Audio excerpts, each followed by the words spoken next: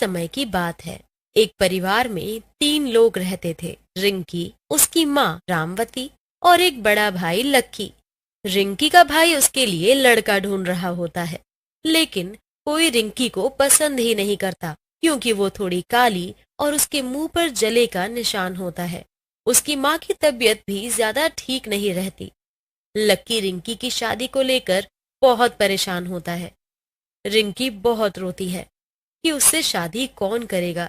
रिंकी बहुत टेंशन में रहती है और कमजोर हो जाती है। फिर एक दिन उनके घर पर एक रिश्तेदार आता है। अरे नमस्ते जी, कैसे हो आप सब। नमस्ते जी, नमस्ते। हम सब बढ़िया। आज इतने दिनों बाद कैसे आना हुआ? अरे बस बिटिया की शादी का निमंत्रण लेकर आए हैं। अरे मेरी बिटिया कोमल की शादी है अगले हफ्ते। आप सभी को आना है। अरे वाह, ये तो बहुत अच्छी खबर है। अरे और रिंकी बेटी, तुम्हें भी अपनी बहन के सारे फंक्शंस में आना है। बहुत याद करती है तुम्हें। जी, बिल्कुल आऊंगी। रिश्तेदार के जाने के बाद रिंकी बहुत उदास हो जाती है। उसकी माँ बोलती है, सबके बच्चे की शादी हो रही है, एक हमारी रिंकी ही है जिसको कोई लड़का पसंद ही नहीं करता। अरे माँ, मिल जाएगा जल्दी हमें कोई भी लड़का। ऐसे ही नहीं रहेगी हमारी रिंकी। थोड़े दिन बाद रिंकी कोमल की शादी के लिए निकल जाती है। उस दिन कोमल का संगीत होता है। ये लड़की कौन है? जी, ये मेरी बहन है। तुम इतनी सुंदर हो कोमल, और तुम्हारी बहन। खैर छोड़ो। कोमल को बहुत शर्मिंदगी महसूस होती है और वो रिंकी से बोलती है, देख, तेरी वजह से कितना सुनना पड़ रहा है मुझे। मैं नहीं चाहती कि अब और कोई मुझे कुछ बात सुनाए। बस कल शादी होते ही तू यहाँ से चली जाइयो। कोमल, मुझे माफ कर दो। ठीक है, कल ही मैं यहाँ से बिना किसी को कुछ बताए चली जाऊंगी। रिंकी को बहुत दुख होता है। रिंकी लकी को फोन करके बहुत रोती है और सब कुछ बताती है कि उसका यहाँ कितना मजाक बना रहे हैं लोग। हेलो भाई, मुझे यहाँ से ले जा भाई, कोई पसंद नहीं करता मुझे, सब मजाक बना रहे हैं मेरा। तू रो मत रिंकी, कल ही मैं आकर तुझे ले जाऊंगा।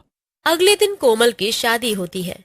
कोमल की सारी दोस्त बहुत अच्छे से तैयार हुई होती हैं और कोमल बहुत सुंदर लग रही होती है। तभी रिंकी तैयार होकर आती है, लेकिन बिल्कुल भी अच्छी नहीं लग रही होती। कोमल की दोस्त उसका मजाक उड़ाने लगती हैं। कोमल, तुझे शादी मुबारक हो मेरी बहन, तू बहुत सुंदर दिख रही है। कोमल उसकी बातों को नजरअंदाज कर देती है। ये तो तैयार होकर भी अच्छी नहीं दिख रही। सब लोग रिंकी पर बहुत हंसते हैं और कोमल भी उस पर बहुत हंसती है। सब उसका मजाक उड़ाते हैं।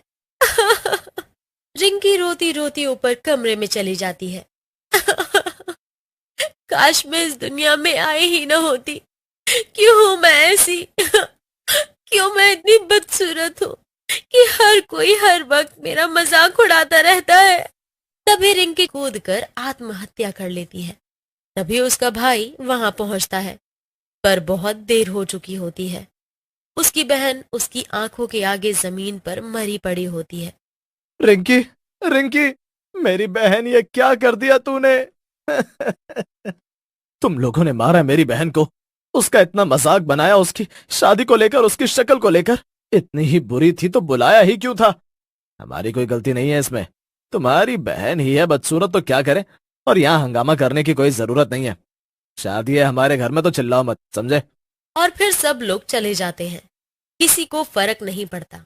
लकी जब घर आकर रिंकी की मौत की खबर अपनी माँ को देता है, तो उसके पैरों तले जमीन खिसक जाती है। वो भी खूब रोती है और अपने रिश्तेदारों को कोसती रहती है। हाय मेरी बच्ची, मेरी बेटी कहाँ चली गई तू हमें छोड़कर? लेकिन रिंकी की आत्मा को शांति नहीं मिलती और वो चुड़ैल बन जाती है। कोमल की शादी नहीं होने दूंगी मैं। बहुत मजाक उड़ाया है उसने और उसके रिश्तेदारों ने मेरा। अब देखो इनकी खुशियां मैं कैसे बर्बाद करती हूँ। कुछ देर बाद पंडित जी कोमल और दूल्हे को मंडप पर बुलाते हैं और फिर पंडित जी मंत्र पढ़ना शुरू करते हैं और शादी अच्छे से संपन्न हो जाती है और कोमल अपनी डोली में बैठ जाती है। तुझे तेरे ससुराल नहीं जाने दूंगी कोमल मैं। बहुत खुश है ना तू? अब देख मैं क्या करती हूँ। आत्मा उसकी डोली के पीछे पीछे चलती रहती। रास्ते में बहुत तेज धूप और गर्मी होती है। डोली उठाने वाले थक जाते हैं और पास में नदी देख रुक जाते हैं। डोली नीचे रखकर वो पानी पीने चली जाती है। उनके जाने के बाद चुड़ैल डोली के पास आती है और जोर जोर से हंसने लगती है। हंसी की आवाज सुनकर अंदर बैठी कोमल थोड़ा बाहर झांक कर देखती है तो उसके होश उड़ जाते हैं। चुड़ैल, कोई बचाओ! सही मौका है तुझे यहाँ से ले जाने का। अब तो तुझे कोई नहीं बचा पाएगा मुझसे। कौन हो तुम? मैं हूँ रिंकी। तू मेरा मजाक उड़ा रही थी ना मेरी शादी को लेकर। अब देख तू कैसे जाएगी अपने ससुराल। तुम मुझे माफ कर दो प्लीज। गलती हो गई मुझसे। छोड़ दो, मुझे जाने दो। आज से मेरी नई जिंदगी शुरू होने जा रही है। ऐसे कैसे जाने दो? तुम लोगों की वजह से मैंने परेशान होकर आत्महत्या कर ली, तो तुझे कैसे जीने दूं? तुम जो बोलोगी वो करूंगी, लेकिन मुझे मत लेकर जाओ प्लीज। तुझे तो मैं लेकर ही जाऊंगी। तभी चुड़ैल कोमल को अपने साथ ले जाती है। जब वो लोग वापस आते हैं तो डोली उठाते हैं, लेकिन डोली बहुत हल्की लगने लगती है। अरे भाइयों, अभी तो डोली भारी थी, एकदम से हल्की कैसे? छोड़ ना, ऐसा तो कुछ नहीं है। तो जल्दी चल और डोली उठा। पानी पीने से शरीर में जान आ गई है और कुछ नहीं है, डोली उतनी भारी है। वो लोग खाली डोली लेकर चले जाते हैं और फिर कोमल की ससुराल पहुंचकर डोली रख देते हैं। कोमल की सास रीमा कोमल को डोली से उतारने जाती है, लेकिन अंदर कोई नहीं होता। अरे यहाँ तो कोमल है ही नहीं। कहाँ गई मेरी बहू? तुम लोगों को पता होगा कि कहाँ है कोमल। कहीं तुम लोगों ने ही तो नहीं कोमल को अगवा कर लिया? नहीं नहीं माताजी, हम तो बस एक बार रास्ते में पानी पीने नदी के पास गए थे। उसके बाद आए तो डोली हल्की लगने लगी, लेकिन हम सीधा यहाँ आ गए। फिर सभी लोग उसी रास्ते से कोमल को ढूंढने निकल जाते हैं और आवाज देकर उसको पुकारने लगते हैं, लेकिन कोमल कहीं नहीं मिलती। फिर अचानक रीमा को वहां कोमल के गहने पड़े मिलते हैं। वो लोग उसी के साथ साथ जाते हैं और थोड़ी ही दूर पर उनको कोमल बेहोश पड़ी मिलती है। कोमल, उठो बेटा। वो लोग कोमल को घर ले जाते हैं।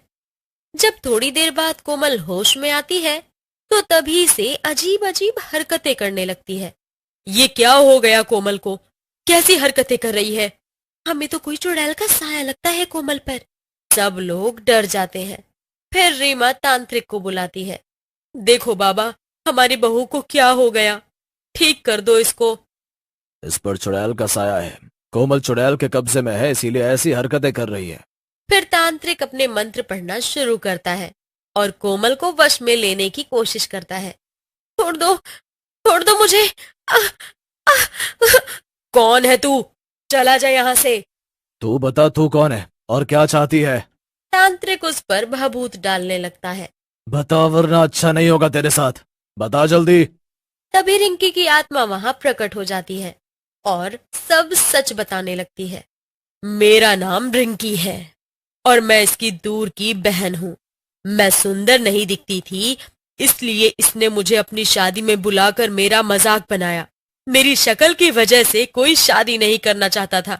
शादी के दिन इसने अपनी सहेलियों के साथ मिलकर मेरा खूब मजाक उड़ाया और मैं इतनी दुखी हो गई कि मैंने छज्जे से कूदकर अपनी जान दे दी। फिर चुड़ैल बनकर मैं इसकी डोली के पीछे पीछे चल दी और रास्ते से इसे चुरा लिया। अब ये मेरे कब्जे में है और ये वैसे ही हरकतें करेगी जैसे मैं चाहूंगी। क्या चाहती है तू? कैसे पीछा छोड़ेगी कोमल का? मुझे भी शादी करनी है, ऐसे ही दुल्हन बनना है और जब ऐसा होगा तभी मैं इसका पीछा छोड़ूंगी। चुड़ैल की कभी शादी होती है क्या? पागल हो गई है तू? मैंने बता दिया बस मैं क्या चाहती हूँ। ऐसा नहीं हुआ तो मैं इसी के साथ रहूंगी। तांत्रिक समझ जाता है कि इससे पीछा छुड़ाना आसान नहीं।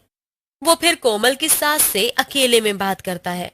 अब बस तुम अपनी बहू कोमल का सब सामान जो उसने अपनी शादी पर पहना था वो सब लेकर एक लाल पोटली में बंद करके रात के 12 बजे कोमल के सर से 7 बार उतारकर पीपल के पेड़ के नीचे दफना देना।